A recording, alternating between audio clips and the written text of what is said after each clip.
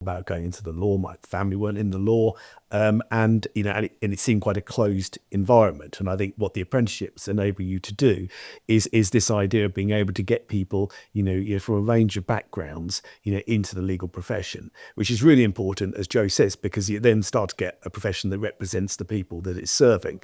So that's really important.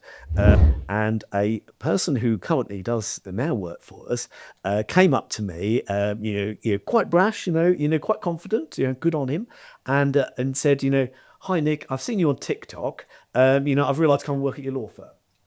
And I thought, good on you. I know who it is. I will leave I know who it is. that keep flying. And then sometimes they fall off a little bit at the curve and they have to pick themselves back up again, and then they go again. And other people, you come in and they seem to be a really slow starter. You're not sure whether they're going to get there. And then all of a sudden they get going and then they just go through the roof. Everyone starts at different times, and I think understanding that everybody is different and everybody sort of is going on that journey, and they're all going on it at different paces and in a different sort of way is important. Welcome back to the Legally Attuned podcast brought to you by Attwells Solicitors, where we have legal conversations in plain English. Today we have two guests that are going to be very honest with me. We have Nick, our founder and CEO, who qualified before I was born as a solicitor. And we have Joe, our head of marketing as well. We are fresh off our National Apprenticeship Seal Award 2025 for SMEs. And I'm just going to start off with a very important question. We won 2 awards for apprenticeship, one for East Anglia and one for the National Apprenticeship. How does that make you feel? And what do you think makes our apprenticeship program stand out? I'm very excited about having won those awards. Yeah, I'm very, very proud. To win the East Anglian Award was amazing. To win national awards was just absolutely incredible. We've always cared a lot about developing young people. What stands out about it, I think, is in particular the leadership of Charlotte Reason, who actually leads our apprenticeship scheme. To have someone sort of dedicated to it, he's developed a whole sort of, we were one of the first to develop these apprenticeships in the legal profession. And I think Charlotte's been at the forefront of all of that. So I think that leadership is huge. And we had to get out there and talk about it. So the work that the marketing team do to get out the message as well, about our apprenticeships. The fact that it's a relaxed, hopefully a fun and enjoyable place to work, but also a supported place to work. I think those are hopefully the things that make it different and award-winning. Joe? Oh, wow. I don't know, really.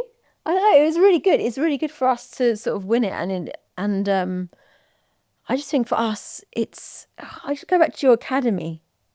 When I first started at Attwells, all Nick would go at was 2 things, the vault. But there was also the academy, the Attwells Academy, and you always wanted to take people and young people on. So I guess for me, the award represents a long-term project. It's not something that's just been a product of the apprenticeships and what the government has brought out, the changes. It's actually been a long-term passion, and it's been part of our mission statement for a long time. So for me, it's nice to see it come to fruition because I know that it's actually been something that Nick has wanted for a long time. And to have young people around and to learn in our environment and to know it's people from all different walks of life. So if you're talented enough, you can do it. It doesn't matter. And before, and also in lots of firms currently, there's this hierarchy of wealth and you have to come from a certain ilk, a certain type of family or something. You don't have that with us, and you don't have that anymore. The apprenticeship has certainly changed that, and what we do, I just think it's fantastic because we can truly say that we do represent the community we serve because we do. So for me, that's great. And for apprentices, what do you think is the type of mindset that they can have to thrive in our environment? I think just got to come in with a sort of positive mindset. I think one of the hard things for people coming straight out of sort of school into an apprenticeship is perhaps to get confident enough to get on the phone, meeting, talking to people and things like that. So to come in with a willingness to, to do those sort of basic skills, but they're so important in the legal profession because, it's about communication, it's about explaining your advice. So sort of, looking at every sort of step, an opportunity to develop yourself as part of sort of you building yourself, up to be that long-term lawyer. And just coming in with that positive mindset and coming in to work hard, and to try and make the most out of the situation you find yourself in. Joe, what kind of applicant do you think would play with us? Anyone who's got a willingness to learn, I think. I think it's more about the attitude. Yeah. I know you have to have grades. I'm less about grades, mainly because I left school with no grades, and then sort of learn independently outside of school. So I'm more about the attitude of the person, and I like that spirit of always wanting to try and work hard. And so for me, the person would have a certain quality of, like Nick said, like going on the phone, have a willingness to do it, have a good level of communication. So being able, like, say if you've started off young and you're doing things, I'd suggest like working in shops. And so if I saw it on a CV, I'd be like, oh, you've worked with the public, perfect, because you'll work with the public when you're doing law. And you tend to see people when they're most stressed as well. You know, you think about people who are buying and selling housing, conveyancing, that's stressful. So you're gonna see like sometimes the worst of a person, but also you're gonna take them through really important moments. Yeah, important moments in their life, like milestones. Is the word I was looking for. And that's so incredible. And so if you've got people skills, you're going to be able to talk people through that, but sympathise with them and understand where they're coming from. So yeah, someone who's got good communication skills, good people skills. Obviously you do need the qualifications to do the apprenticeship, but I would even say even if you can't come into for the apprenticeship, I think is it Elliot who took slightly longer. And so you've got time, you've got till you're 25 now of the apprenticeship. So even if you're watching this and you're going, you know what, I didn't do so well at GCSEs or I didn't do so well at A-levels, you've got time to redo that. And sometimes those delays, those hiccups can actually teach you so much more, and you've got time to learn more life skills. And it's that I think is really important when you come to a law firm. Yeah. Oh, and Nick, from a senior partner perspective, why are apprenticeships so important to not just the firm, but the legal profession as well? Yeah, I think Joe's touched upon it already, but I think first of all, it's sort of about diversity. So, just sort of, to touch on my sort of story a little bit. And sort of, I grew up, I didn't never thought about going into the law. My family weren't in the law.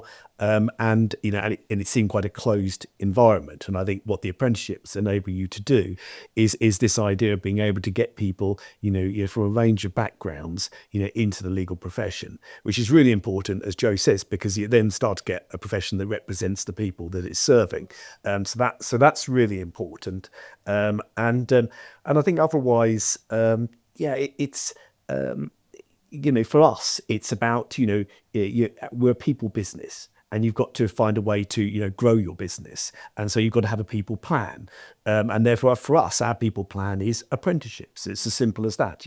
We bring in bright young people, we develop them, we train them, and we look after them, and they hopefully thrive with us. And that enables us to help to build Attwells the firm as well. Yeah. I think that what we're doing is very important, and giving people an opportunity to see what their life is going to look like, even if they're not, like you said, you weren't really considering law in the first place. So knowing that they can start at any age, at any time, is very important as well. Yeah, have a look at our work experience, program. And I think, because for me, that was, one of the things that helped me to decide to want to become a lawyer was, just get inside a law firm for a day, 2 days a week, however long you can get inside. And we've got a program that's running ourselves. And it just enables you to see other people like yourself. Yeah. And that, because otherwise you've got this idea that everybody sort of, looks like, someone out of Ally McBeal, for those people who remember Ally McBeal, or Suits, and they don't. And everybody does look different.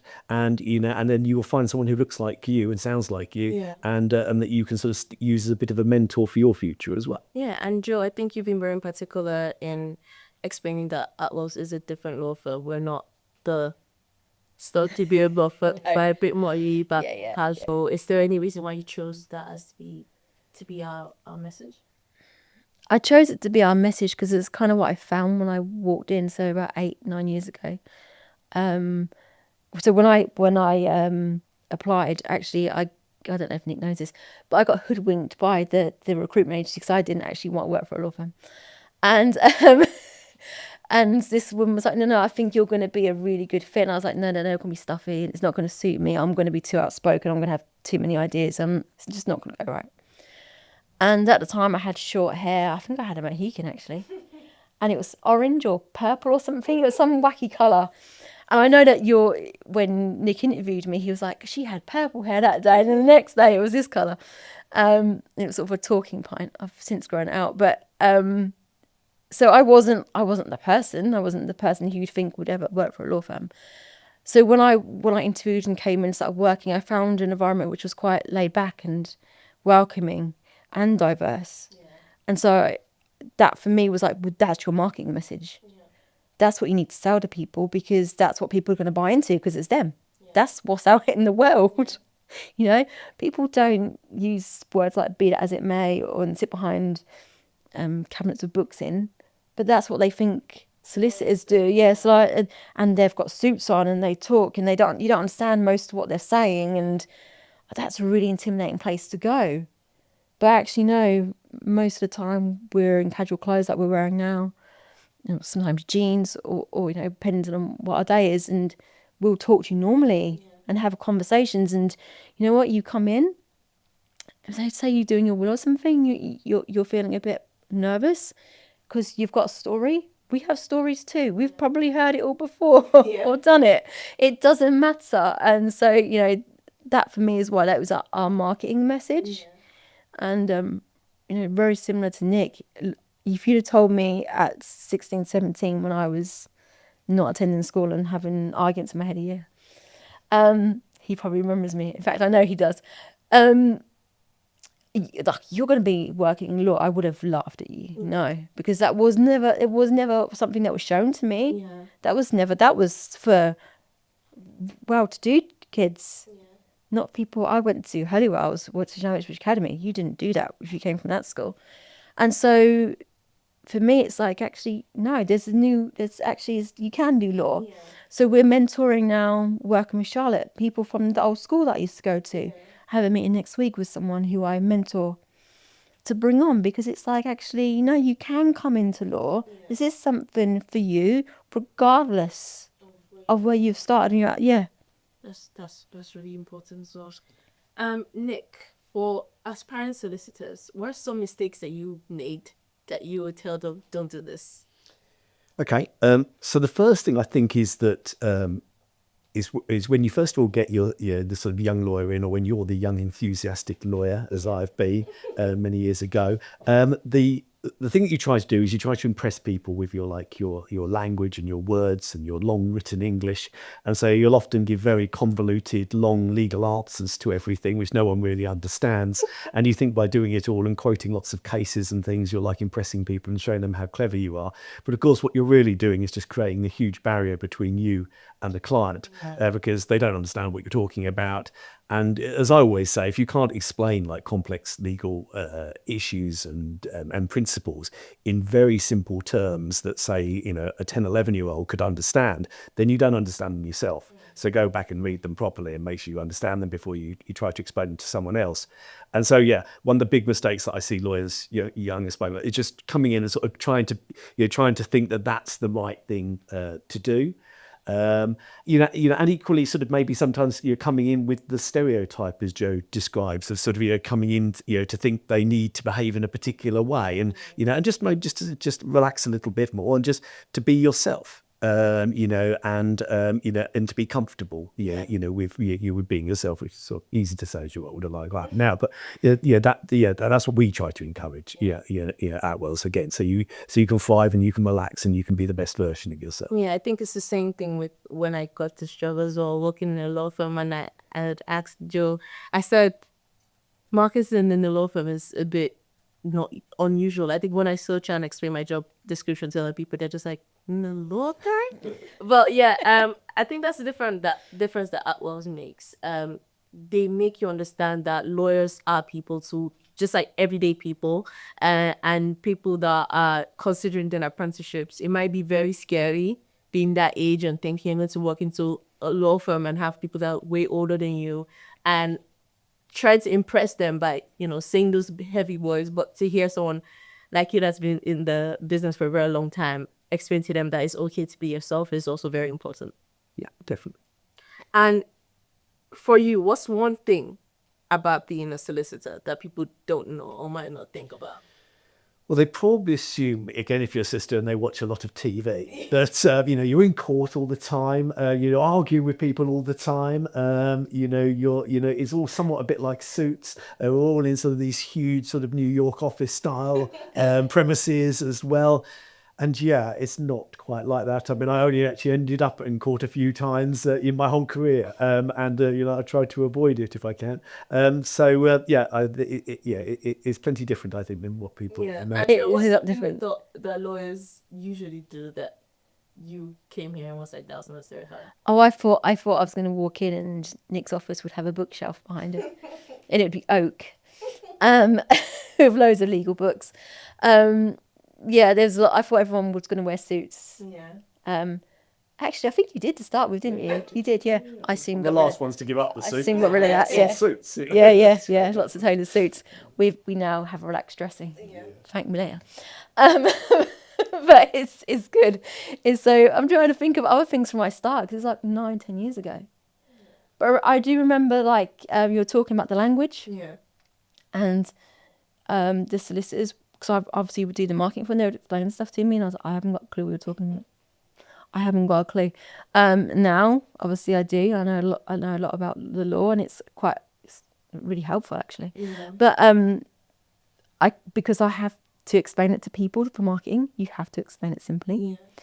So that's a benefit for you. If not also have law when we speak to each other, and Nick sure to say hi rather than dear sir, dear ma, or something. Yeah. It makes it very easy to be casual as well. So when I see that the owner of the firm is that casual, it helps the environment as well. That's one of the things. I think it was like the first week when I was doing case training and we were learning about emails and stuff then, and it was about the language. We went for it's different to your induction, we went for this whole program. We learned about emails and stuff and being far more relaxed, and it was quite nice. Yeah. It was nice as well. And I'd never, unless, if you're going to the other side, you may turn it up a little notch. But certainly between colleagues and clients, you want high and you want the language to be welcoming. Yeah. I'm trying to think. I think I've answered your question very well, but I don't. I try to think of what when I first went in and what I was like. This is different, other than just the general attitude. Yeah. The general attitude and being able to just be myself. Yeah. And you work with some of our work experience. Yeah, so I tend to get work experience comments for the first week in our department, and we'll teach on LinkedIn. Yeah. Primarily, obviously Jack does a lot of that now, but yeah, just teaching them sort of how to raise their own profile. Yeah. Get on LinkedIn and what I'll do and get involved in TikTok and YouTube. Yeah. And also blog writing, but that's just to raise their profile. That's so if you're writing a blog, you're getting used to explaining the law simplistically. If you're in front of a camera like we're doing now, you're learning how to communicate, but you're also raising your profile. So when people start to search you and clients starting to look at you, like, oh, this person, I can see them. They've got a few things on Google now. I can search them. I can see what they're like. I can see they've got good client reviews, that they've written about a particular subject a lot. So obviously very knowledgeable, and it starts to build your profile. You start to get a bit of a following. And this is about where we ask one of our viewers to send in a question. And this is this week's question. Hi, Lily, it's Yoon. I work at a law firm and we have 2 apprentices. One is excelling and the other is really struggling with workload and mistakes. Management insists on treating everyone equally for recognition and bonuses, but I want to give extra mentoring and support to the one who's struggling. Am I wrong for wanting to give extra attention to the one apprentice when it might look like I have favorites? For me? Yeah. All right. I think that there's 2 points. I mean, on the favourites point, I think when you're in a position of leadership, favourites is always a tricky thing, and you've got to try to not show you have favourites. Who's your favourite? I don't have. So that I think it's very important to treat people equally and for people to feel that there aren't any favourites. On this particular point, I think one thing is understanding about, and I've seen this lots of different apprentices and young people over the years, is that people start off at different starting points. Some people come in and they're flying on day one, and they go on, they keep flying, and then sometimes they fall off a little bit of the curve, and they have to pick themselves back up again, and then they go again. And other people, you come in and they seem to be a really slow starter. You're not sure whether they're going to get there, and then all of a sudden they get going, and then they just go through the roof. Everyone starts at different times, and I think understanding that everybody is different and everybody sort of is going on that journey, and they're all going on it at different paces in a different sort of way is important. And I think that's part of what you would explain to perhaps the person who's thriving at the moment, to say, look, if they came to question you in it, to say, well, look, I'm giving this person a little bit of help. You're here at the moment, they're here, and but this will hopefully kickstart them to to enable them to move forward and and move on as well. So I see it a lot in terms of people don't all start at the same starting point, and people but hopefully at the end of it people can end up at the same sort of finishing point. Yeah, I agree. I would help. Obviously, I would help. I think as well, I'd ask about how they're learning. What's their learning style? We've seen that people all learn the same way, but they don't. I'm very visual. Like, you work with me, you'll see me on the whiteboard a lot drawing. A really good example of that was when we were talking and explaining with the accountant, our sales funnel, and his number based. I could not spreadsheet this for the life of me, but I just got out some whiteboards and paper and put it up against the wall and I drew it for him. Now, for him, that was amazing. He literally was like, I can't believe you've just done that. You've just mapped out what would have took months for me to do on a spreadsheet like that. But that was because I've seen it in my head. And so I was just drawing like a picture. Whereas if he'd have shown me a spreadsheet, I wouldn't have understood what he was talking about, because that's how I learn. I'm a visual learner. So asking how people are learning, if you're giving someone a lot of coursework, which is paper-based, and I know there's a certain element of, well, you're a solicitor, so you need to understand or be able to master the written word, which is true to a certain extent, but now you've got a lot of tools that can help. So people who are maybe dyslexic or on the autistic spectrum or whatever, there's lots of resources now to help. Technology can really help that. So if you need more time in an exam, you need to listen to the questions. Maybe your textbooks need to be audiobooks. There's loads of things and ways around that. So having those conversations, and also making the person feel that they can have those conversations. Yeah. So, I mean, I talk quite openly the fact that I'm dyslexic, but there's people within the firm who have other learning challenges. But you talk openly about that, then the person who is, maybe just coming the firm as an apprentice won't feel so bad about saying, do you know what, actually I'm dyslexic, or I have autism or Asperger's or something. They'll be like, okay, cool. Yes, we can help you with that. You maybe disclose if the person's comfortable that so-and-so has that as well. And look where they are, particularly if they're senior, because it can be quite aspirational. It doesn't hold you back. So I'd have those type of conversations. I think with me as well, I enjoy books, but I'm a big reader. So I tend to go to audiobooks a lot. Because I want to multitask, and it feels like I'm just sitting here reading a book. I could be doing a lot of other things. So adapted to when it starts very good. Yeah, I love it all. Do you know what? I have really weird habit though. I get an audiobook, but I have to buy it as a book as well. To see both of them? Yeah, I have to have both of them. So a lot of the books you see on my bookstand, you probably think she hasn't read them. I have. I've audio read them, and I've had to buy the book. And if someone is listening right now and wants to start a legal career, maybe feeling unsure, overwhelmed, what's your message to them? Get some work experience. I think that's the best thing that they can do is get inside a law firm and get some experience just to see what it's like. Because you could watch Attwells. We show you every day. You can watch our TikToks. Subscribe. And that gives you a little bit of an insight as to a fun day at Attwells. But yeah, I think just try to get an understanding of what it's like to be inside a law firm, because that might actually make you feel a lot more relaxed about the decision, and try and have conversations with other people who are working in a law firm, friends and family and things as well. So talk about it with people. Yeah, I'd say the same. Come and do work experience. Come and see what it's like. see if you enjoy it. Yeah. That's the most important thing. Just try. Yeah, I think that's really underestimated. People think about like aspirations in life. Maybe there's family pressure for you to do something or succeed in a certain way. But man, you work a lot of hours and you work for a long time in your life. You've got to enjoy it. Yeah. Don't do it for that. Yeah. You need to. There's a saying about that, isn't it? Like if you enjoy your job, you don't work a day in your life or something. Yeah, there is a saying. Yes, it's a saying. Yeah, that may be the same. Yeah. Nailed it. Yeah, you heard it here first. Don't love your job. Job you love. But yeah, I think most people think that life in the legal profession is like Suits. I think Josh said something about wanting to be a lawyer because of Suits. So Yeah, he did. so it's not I was very always disappointed now. it's not always going to be like that. But what are some new skills or hobbies or things that they might learn on their way to becoming a solicitor? So I think I'd agree with Joe on the one about the communication skills. So anything you can do to build up your confidence in terms of talking to the public is great. So, jobs in retail, anything along those lines, are great to see. So I think that's one thing. Being organised. So, one of the things with a lawyer is you've got a lot of things coming at you simultaneously. And it's about your ability to sort of, you get all those things, be able to put them into a list, prioritise that list. So sort of, trying to develop your organisational skills, even if it's your own personal organisation, your own personal habits of being an effective person each day, they'll help you to be a very effective lawyer. So yeah, organisation, communication, and then, and then after that, I think it is probably about sort of just trying to develop your written skills, trying to work out how to write, with less words, in simpler language and things like that. So, just practicing that, is a good habit as well. Yeah. Good.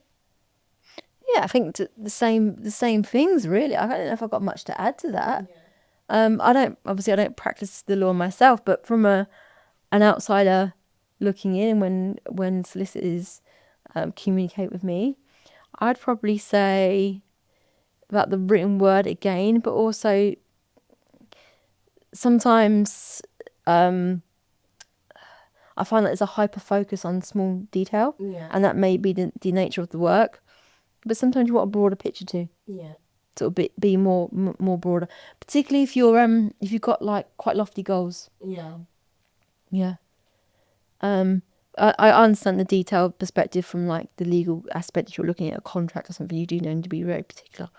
But when you're looking from a career perspective, and that's kind of what I'm alluding to now, it's don't necessarily worry about what the wood grain's like on the first step. Yeah. Just take the first step. I mean, Yeah. And there are a couple of jobs that people might see as like, oh my God, this is like wishes law and things like that. But so be able to know that sometimes those things tend to get to know what's like. Yeah. I think a really good example is probably I can't never say his name properly, so forgive me. But Lied. Yeah. Did I say that right? Yep. Nailed it. So he started off as like the tea boy, and so he had like this really small role within the firm and was like making tea, running around doing the post, helping with the admin. Really important. Someone has to do those things. Not so much tea nowadays. We don't get people to make tea, but apart from me, he seems to do it every morning. But yeah. So, but you may think if you want to be a solicitor, and you're like, well, how does that? I'm never going to get there. Yeah. Well, actually, you start to work with the public. You're learning small parts of everyone's job because you're dealing with everyone doing that role, and then slowly you build up. And you start to then maybe go into a department as a assistant, and then so on and so forth. Adam was another great example of that. Yeah. How he started off with his apprenticeship, smaller roles, but that was evolved. I think one of the things to say about maybe the legal, maybe this sort of is that sort of point is I think people think there are some jobs where you can go in and you can be at the top of your career in your 20s. Yeah. And law isn't one of them. So law is one of those jobs whereby it's a sort of gradual curve because you're building this mixture of experience and skills. Yeah. And so, however much knowledge you have, you won't have the experience. So it's that mixture whereby you sort of get to you'll go on a sort of gradual curve like this, and you maybe reach your peak as a lawyer in maybe your mid-40s. But equally, the other side of good thing about a legal career is you don't also fall off a cliff either. You know, you can carry on into my life, old age and beyond, and it goes fairly gradually down, you know, which is nice. I mean, because there are a lot of jobs where either you can fly like that when you're a youngster, you know, and then it goes like that, or whereas law is gradual, and therefore, you know, you've got to go into it, I think, with that mindset as well, like, you know, of sort of just saying, look, let me just take the pace of this, you know, and do it at the right sort of pace, rather than sort of trying to go in and run too quickly at it. Just take that gradual pace, because, you know, it will take time. Yeah. I think that's the benefit though of the apprenticeship, because you're learning education, and you're getting experience. Yeah. You don't get that in university. It's not, you know, do universities all power to you, but I mean, I don't know if you found that, but I found that doing like even like, so I've done a graphic design degree and I've done a master's in marketing, but the difference between the academia and what you learn and actual practical is just stuff. I had a friend that said the same thing about, like, at the end of the day, work experience does matter if you are trying to get like a good job. You can't spend all the years getting a degree and everything, but if you can't show that you are able to do the job, sometimes you might find it difficult in the future. Yeah. And Joe, you do a lot of community outreach, and what do you think is one of the questions you get asked most about people that are looking to join the legal profession?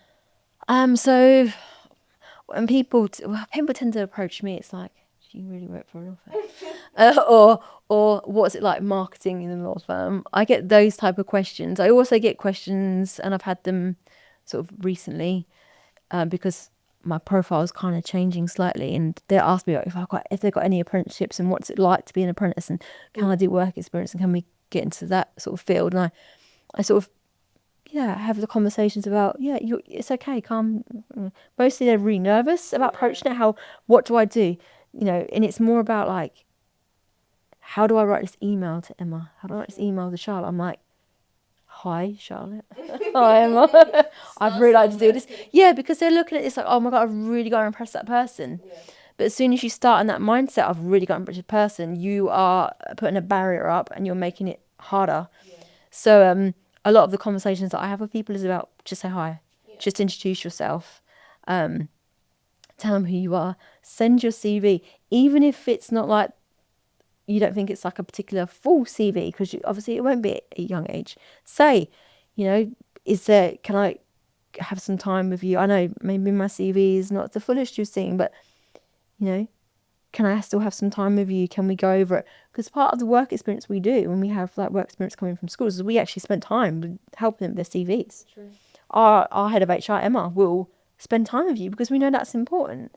So we're not there to be like, oh no, and to criticise or to pick you apart. We're there to lift you up. We want you to come and join us. So we're not going to be unfavourable. We're going to try and help you the best we can. So yeah, a lot of the questions I get when I'm working with the community is sort of those, and because maybe I'm a bit more, because they get to know me, a bit more approachable to them. Yeah. As I said, I'm doing some outreach work at the moment with the school, so I do get a few of those questions coming to me sort of currently. Yeah. And I mean, I just sort of add in, I think if you're going to approach a law firm for a work experience and or whatever it is, or a vacancy, I think try and make sure that you understand something about the law firm that you're applying to. I mean, it's a sort of, sounds like an obvious one, but, you know, ever so often, you know, I'll get an email through and you can tell that no one's put any thought into, what your law firm does. So, you know, they're contacting you saying, oh, you know, really interested in the criminal law work that you're doing. Like, we don't do any here. You haven't done it. And if you can't sort of be bothered to do that level of research, which is fairly basic research, then the chances are that you're not really the lawyer for me. And so, you know, there's some basic things like that to just get right, of just do a little bit of basic research around where you're applying and what they do. And then, as Joe just said, just send the CV. Just, you know, send the email. Whatever you do, don't hold back. Just get on send it. I have a question, because I'm interested to know this. What is the weirdest approach someone's made to you for a job? Well, the weirdest approach, so I can actually tell you this one. The weirdest approach that someone has had was, I was out at a drinks evening and with a local estate agent, and a person who currently does the now work for us came up to me, quite brash, quite confident, good on him, and said, hi Nick, I've seen you on TikTok. I've realised I come and work at your law firm. And I thought, good on you. I know. I will leave that. That's how I'm leaving it. Yeah. Good on So you. does that work? Should someone replicate that? Well, it works in the sense that you got an interview on the back of it, yeah. Because I think one at least at least he doesn't look at that TikTok, and then he sort of and good on him because you need people ultimately who are good communicators and are prepared to get out there and talk to the public. So yeah. I mean it was unusual, but different. Check out our TikTok if you do want to get a job. Well, thank you both so much. This has been such a valuable conversation for students and apprentices and those looking to enter the legal career. As always, don't forget to like, share, subscribe if you want to keep listening to these wonderful conversations. Thank you so much for your time. Cheers.